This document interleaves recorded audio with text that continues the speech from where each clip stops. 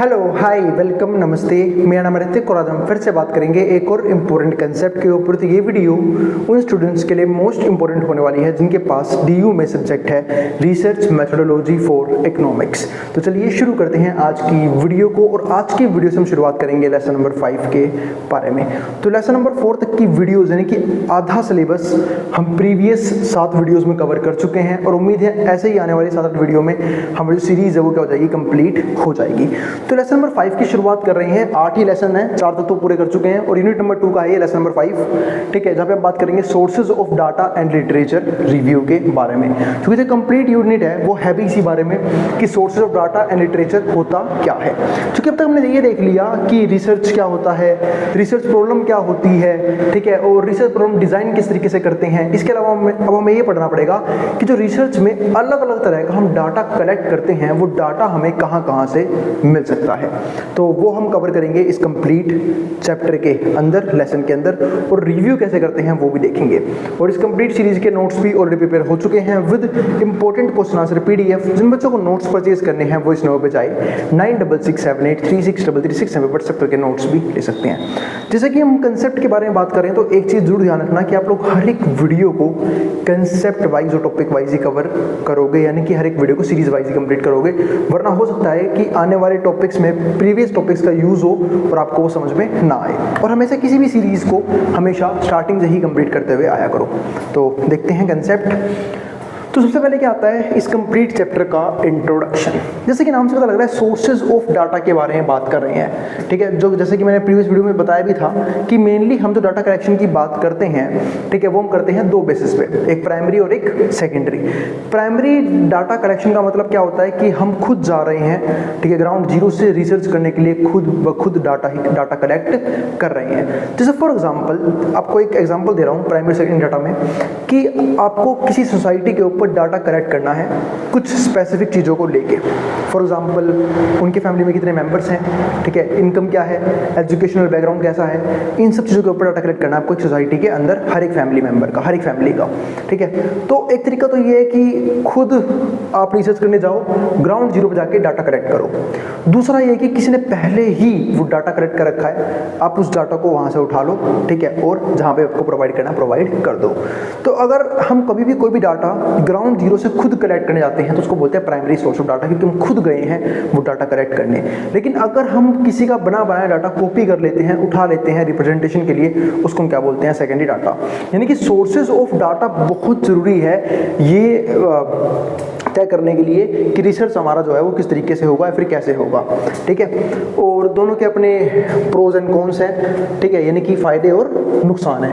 क्योंकि अगर हम प्राइमरी डाटा कलेक्ट करने की बात करते हैं तो वहाँ पे टाइम भी ज़्यादा लगता है और पैसा ज़्यादा लगता है। क्यों? क्योंकि हमें खुद वो डाटा अपने एंड से खुद ही क्या करना पड़ा है, कलेक्ट करना पड़ रहा है। तो हो सकता है हम खुद डाटा कलेक्ट करने जाएंगे, ठीक है, और हो सकता है लोग लगाएं तो पैसा देना पड़ेगा, सैलरी देनी पड़ेगी, ठीक है।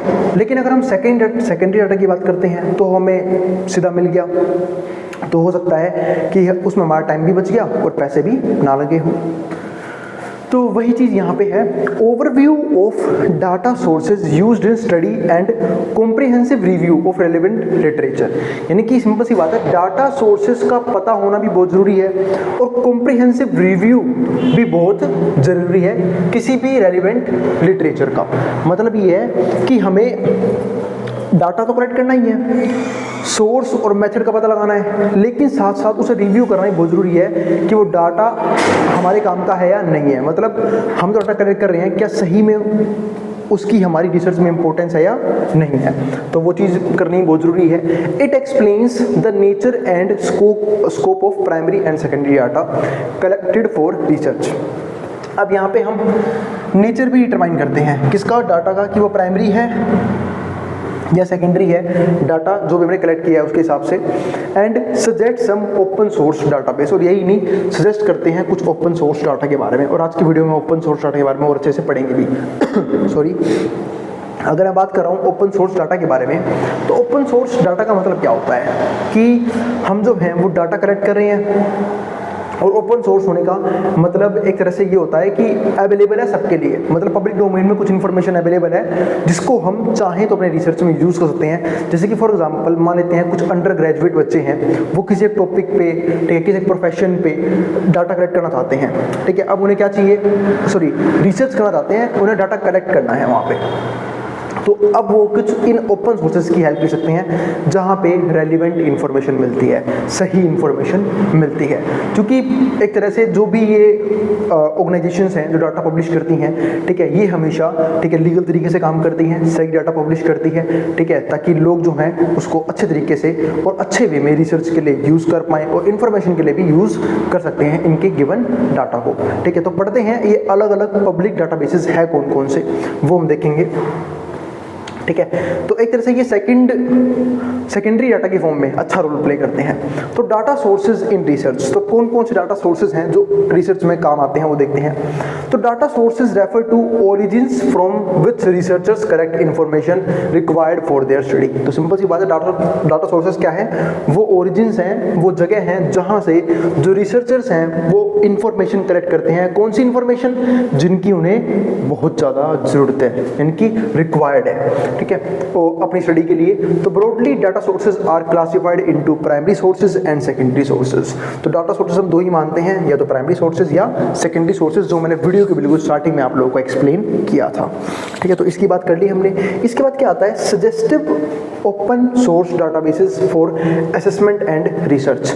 तो हमें कुछ ओपन सोर्स डाटाबेसेस चाहिए, ठीक है, जो जिनकी इंफॉर्मेशन पब्लिक डोमेन में अवेलेबल है, जिनको भी एक्सेस चाहिए उनको एक्सेस मिल जाएगा और वो चाहें तो उस डाटा को अपनी रिसर्च में यूज भी कर सकते हैं और बता भी सकते हैं कि हमने ये डाटा जो है वो कहाँ से लिया है, ठीक है। यानी कि एक अच्छे सोर्सेज माने जाते हैं ये, ठीक है। कौन कौन से हैं वो देखते हैं। पहला क्या आता है, वर्ल्ड बैंक ओपन डाटा। अब वर्ल्ड बैंक का ओपन डाटा हम यहाँ पे देखते हैं, तो it provides comprehensive and comparable data on global development indicators. अब जैसे हम बात करें वर्ल्ड बैंक की, ठीक है, जब हम वर्ल्ड बैंक की बात कर रहे हैं तो वो किसके बारे में डाटा हमें प्रोवाइड करेंगे, एक तो ग्लोबल डेवलपमेंट इंडिकेटर्स किस तरीके से काम कर रहे हैं, और जो हम डेवलपमेंट की बात करते हैं वो ग्लोबली किस तरीके से हो रही है, क्योंकि सब कंट्रीज जो हैं वो इक्वली डेवलप तो नहीं करती, दुनिया भर की कंट्रीज हैं, कुछ वेल डेवलप्ड है, कुछ डेवलपिंग स्टेजेस में है और कुछ अंडर डेवलप्ड भी है, ठीक है। तो डिपेंड करता है। तो ये जो है वो कुछ इंडिकेटर्स प्रोवाइड करते हैं जिसके अकॉर्डिंग हम ये बता सकते हैं कि कौन सी कंट्री वेल डेवलप्ड है, कौन सी अंडर डेवलप्ड है और कौन सी डेवलपिंग नेशन में है, जिनका फ्यूचर में जिनके पास ग्रोथ अपॉर्चुनिटी क्या है, बहुत ज़्यादा है। तो वही चीज़ यहाँ पे आती है। इसके बाद क्या आता है, it cover areas such as. अब हम इस डाटा के अंदर कुछ एरियाज कवर करते हैं, कौन कौन से है वो। पहला, पॉवर्टी एंड इनइक्वालिटी का डाटा। अगर आपको पॉवर्टी और इनइक्वालिटी डाटा चाहिए, ठीक है, तो आप इस तरीके से निकाल सकते हो। पॉवर्टी सबको पता है, जब हम गरीबी की बात करते हैं, लैक ऑफ रिसोर्सेज की बात करते हैं, जब हम इंडिया में पॉवर्टी की बात करते हैं तो वो लोग जो बिलो पॉवर्टी लाइन आते हैं, यानी कि बिलो BPL के नीचे आते हैं, ठीक है, उनको हम क्या बोलते हैं, गरीब बोलते हैं, जिनके पास बेसिक नीड्स फुलफिल करने तक के पैसे नहीं है। जैसे फॉर एग्जांपल एजुकेशन के लिए पैसा नहीं है, हेल्थ के लिए पैसा नहीं है, रोटी के लिए पैसा नहीं है, क्लोथ्स के लिए पैसे नहीं है, कपड़े के लिए पैसे नहीं है, और शेल्टर तो है ही नहीं उन लोगों के पास, क्योंकि मकान तो भाई अपने आप में एक बहुत बड़ी चीज़ हो गई, खासकर जिस जनरेशन में हम लोग रह रहे हैं उन लोगों के लिए, ठीक है, क्योंकि उनके पास प्रॉपर शेल्टर नहीं है, ठीक है। बहुत से लोग आज भी हमारे देश में रेंट पे ही रहते हैं या फिर उनके सर पे छत नहीं है, ठीक है। तो ये चीज़ दिक्कतें में देखने को मिलती हैं। तो ये चीज़ है। तो it covers areas such as. अब यहाँ पे कुछ हम एरियाज के, जैसे पॉवर्टी और इनइक्वालिटी की बात करिए। हाँ, इनइक्वालिटी भी गरीबी में मेजर रोल प्ले करती है। क्यों? क्योंकि जब मैं इनइक्वालिटी की बात कर रहा हूँ, इस बात का मतलब क्या है कि रिसोर्सेज तो अवेलेबल हैं बट रिसोर्सेज जो हैं उनका अच्छे तरीके से एलोकेशन नहीं है। जैसे फॉर एग्जांपल इंडिया की जब हम बात करते हैं तो इंडिया में क्या है, ऑलमोस्ट आप ये मान लो कि 90% रिसोर्सेज टॉप के 10% लोगों के पास है और बाकी 90% रिसोर्सेज और बाकी 10% रिसोर्सेज पे 90% लोग गुजारा कर रहे हैं। इस लेवल की इनइक्वालिटी है। तो इनइक्वालिटी भी पॉवर्टी का एक मेजर कारण बनता है कि रिसोर्सेज हैं बट जो डिस्ट्रीब्यूशन है वो प्रॉपर तरीके से नहीं हो रखा है उनका। दूसरा क्या आता है, एजुकेशन एंड हेल्थ। ये एक थोड़ी सी दिक्कत है, ठीक है। उसका डाटा जो है ना वो वर्ल्ड बैंक पे मिल जाएगा। जो एजुकेशन और हेल्थ जो है वो किस लेवल की है। वैसे अगर हेल्थ के लिए अगर आपको और अच्छे जानना है तो WHO भी है, जिसको हम क्या बोलते हैं, वर्ल्ड हेल्थ ऑर्गेनाइजेशन। वहाँ से भी हमें हेल्थ के ऊपर सी रिपोर्ट्स मिलती रहती हैं, नई नई बीमारियों का पता लगता रहता है, या फिर अगर कुछ ऐसा लगता है कि भाई कुछ डेंजरस चीज़ आने वाली है, ठीक है, बीमारी के लेवल पे, जैसे कोविड-19 आया था, तो अलग अलग गाइडलाइंस जो हैं उनके तरफ से आती रहती है। तो वही चीज़ यहाँ पे है कि अगर हमें एजुकेशन और हेल्थ को लेके अगर हमें डाटा चाहिए तो हम रिलाई कर सकते हैं वर्ल्ड बैंक ओपन डाटाबेस पे। इसके बाद जीडीपी, सबको पता है क्या होती है, ग्रोस डोमेस्टिक प्रोडक्ट बोलते हैं इसे हम, ठीक है। और इकोनॉमिक्स के बच्चे हो आप लोग तो पता तो होना चाहिए कि जीडीपी का मतलब क्या होता है कि एक फाइनेंशियल ईयर के अंदर, यानी कि 1 अप्रैल से 31 मार्च किसी भी साल का, ठीक है, उस टाइम पे एक डोमेस्टिक टेरिटरी के अंदर जो भी गुड्स एंड जो भी सर्विसेज प्रोड्यूस हो रही हैं उन सब की फाइनल वैल्यू के सम को हम जीडीपी बोलते हैं। तो जीडीपी बात कर ली हमने, इन्फ्लेशन की बात हम करते हैं, यानी कि महंगाई की बात करते हैं, ठीक है, जिसकी वजह से हमारा पैसा हर टाइम डेप्रिशिएट होता जा रहा है। आजकल बहुत बड़ा मुद्दा बना हुआ है ये चीज़ की डॉलर्स की वैल्यू जो है वो क्या हो रही है, लगातार ऊपर जाती जा रही है, ठीक है, 96 के अराउंड पहुंच चुका है डॉलर, ठीक है। मतलब अगर मुझे $1 खरीदना है तो मुझे 96 रुपीज़ खर्च करने पड़ेंगे। तो वही चीज़ यहाँ पे है, ठीक है, कि भाई इन्फ्लेशन लगातार बढ़ रही है एंड एम्प्लॉयमेंट कैसा है, इन सब के ऊपर जो है ना हमें डाटा मिल जाएगा कहाँ से, ओपन वर्ल्ड बैंक से। इसके अलावा इन्वायरमेंट एंड सस्टेनेबिलिटी, इन्वायरमेंट के ऊपर भी, और सस्टेनेबिलिटी का मतलब भी क्या होता है कि हम जो हैं जो भी ग्रोथ हम अचीव कर रहे हैं, जो भी डेवलपमेंट हम अचीव कर रहे हैं उसे सस्टेन करना भी बहुत ज़रूरी होता है। तो उन सब का डाटा हमें यहाँ पे मिल जाएगा। तो ये कुछ इंपॉर्टेंट चीज़ें थी जिसके ऊपर हम डाटा के ऊपर जो है ना हम रिलाई कर सकते हैं, किसके ऊपर, वर्ल्ड बैंक ओपन डाटा के ऊपर।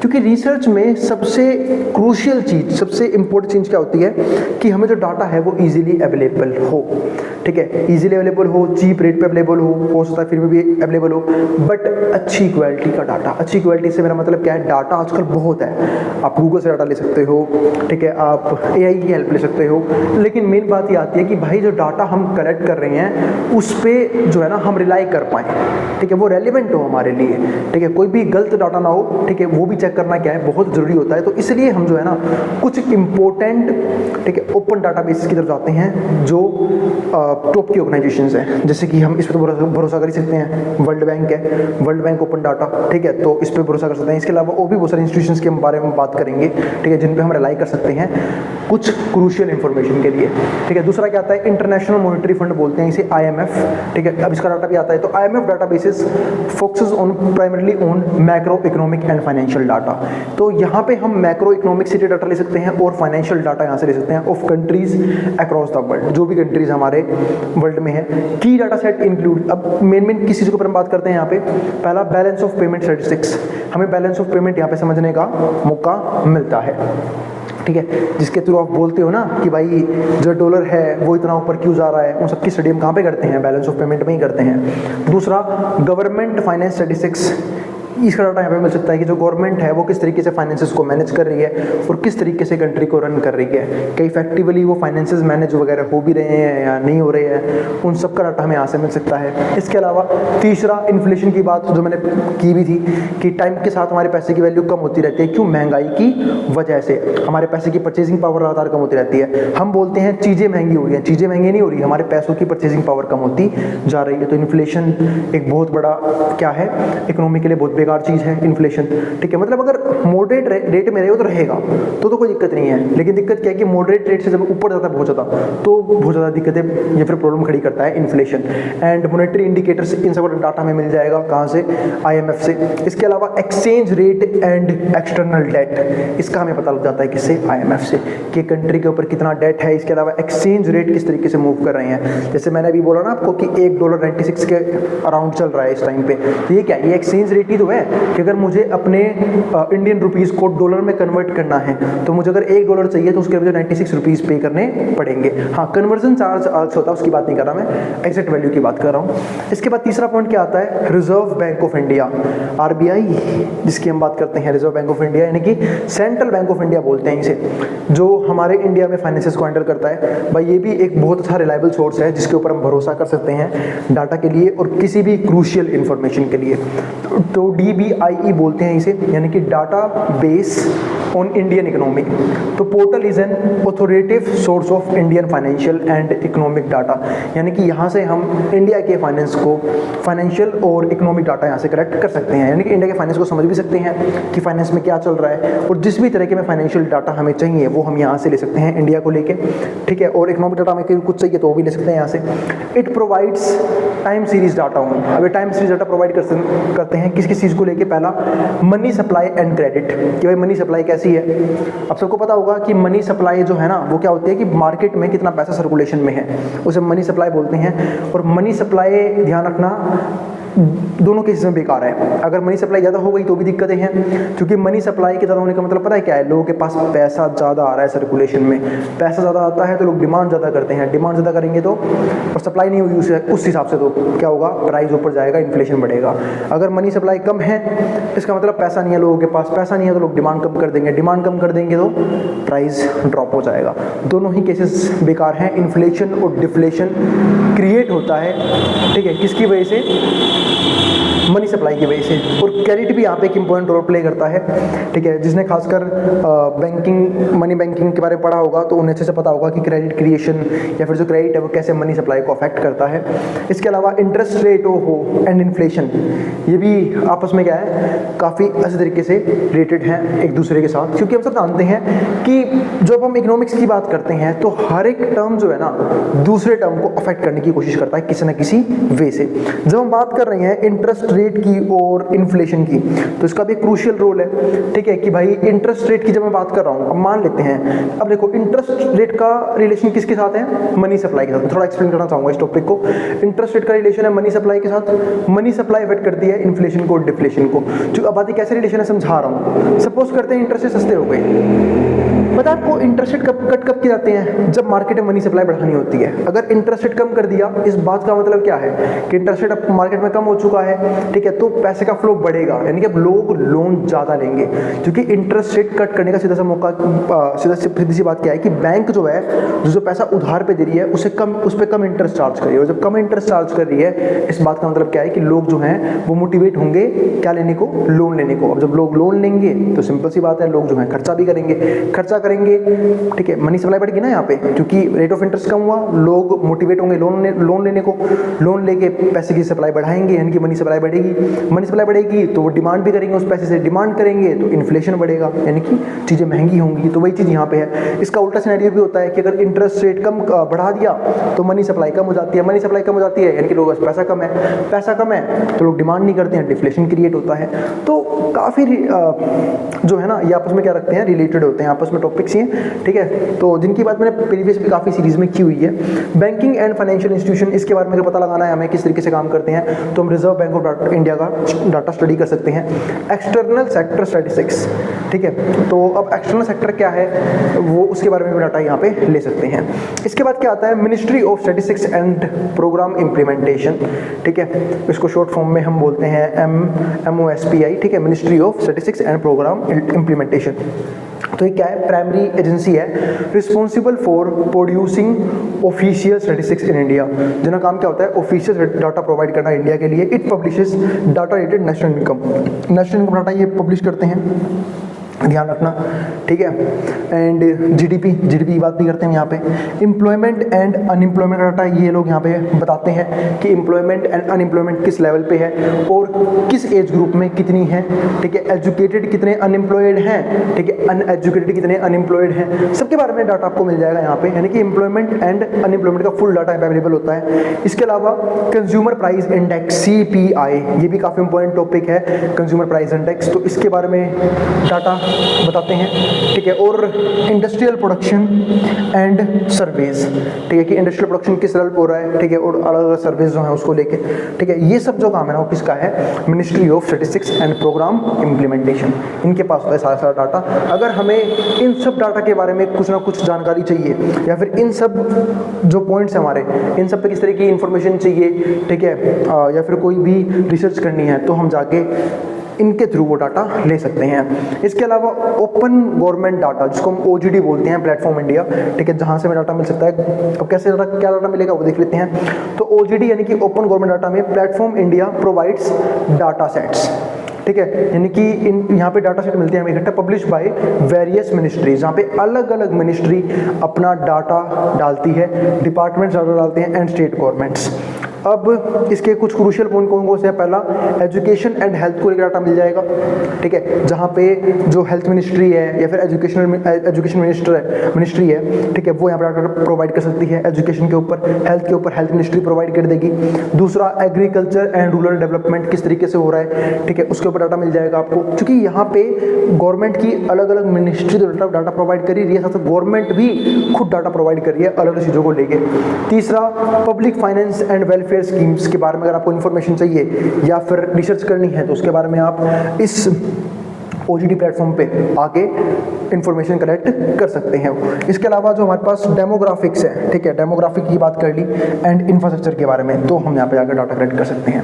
यानी कि मैंने आपको कुछ ओपन डाटा सेट दिए, ठीक है, जो अवेलेबल है हमारे आसपास इजीली और काफ़ी रेलिवेंट भी हैं, एक्यूरेट भी हैं, ठीक है, जिन पे हम भरोसा कर सकते हैं, ट्रस्ट कर सकते हैं किसी भी तरह की चीज़ों को लेके, इंफॉर्मेशन को लेके, और रिलाई भी कर सकते हैं। तो ये अलग अलग डाटा सेट हैं जहाँ से हम जो है अपन डाटा कलेक्ट करते हैं, और ये रिसर्चर्स के लिए काफ़ी इंपॉर्टेंट चीज़ बन जाती है, क्योंकि उन्हें डाटा, एक अच्छा डाटा, ठीक है, फ्री ऑफ कॉस्ट ईजिली मिल जाता है, ठीक है। तो ये था हमारा आज का टॉपिक, जहाँ पे हमने ये कवर किया कि जो सोर्सेज हैं डाटा के वो कौन कौन से होते हैं, ठीक है। बाकी आने वाली वीडियो में सेक्टर के थोड़ा डीप में जाएंगे इस चीज़ों के, ठीक है, देखेंगे कि कुछ और फॉर्म्स में डाटा होते हैं क्या, वो भी डिस्कस करेंगे, ठीक है। और सबसे इंपॉर्टेंट, लिटरेचर रिव्यू किस तरीके से किया जाता है, क्योंकि डाटा कलेक्ट करना ही जरूरी नहीं है, डाटा के अंदर ये भी देखना जरूरी है, क्योंकि डाटा में जब भी हमें इन्फॉर्मेशन मिले, जैसे फॉर एग्जाम्पल अगर हमें पॉवर्टी या फिर इनइक्वालिटी वाला डाटा मिल भी गया, तो सारा डाटा हमारे रेलिवेंट थोड़ा ना होगा, जो हमारे रिसर्च के अकॉर्डिंग हमारे रेलिवेंट होगा, हम सिर्फ वहाँ से वो डाटा अपने रिसर्च में यूज़ करेंगे, बाकी डाटा हमारा किसी भी काम का नहीं रहेगा। तो लिटरेचर रिव्यू इसी को बोलते हैं कि आपने डाटा कलेक्ट तो कर लिया किसी भी सोर्स से, लेकिन उसे रिव्यू किया या नहीं किया, ठीक है, और कैसे रिव्यू करना होता है, उन सब के बारे में बात करेंगे आने वाले टॉपिक के अंदर। उम्मीद है आपको सारी चीज़ें समझ में आ रही हैं। अब मिलेंगे अगली वीडियो में, फिर भी कोई भी क्वेरी, कोई भी डाउट रह गया हो, कोई भी सजेशन भी हो, तो आप कमेंट बॉक्स में कमेंट कर सकते हैं, मैं इन क्वेरीज को सोल्व करने की पूरी कोशिश करूँगा। अब हम मिलेंगे अगली वीडियो में, जहाँ पे हम बात करेंगे इसके नेक्स्ट कंसेप्ट के बारे में। नोट्स के लिए आप इस नंबर पे, यानी कि 9667836336 पे व्हाट्सएप करके नोट्स ले सकते हैं। अब जिसको जो उतारना है वो उतार सकता है।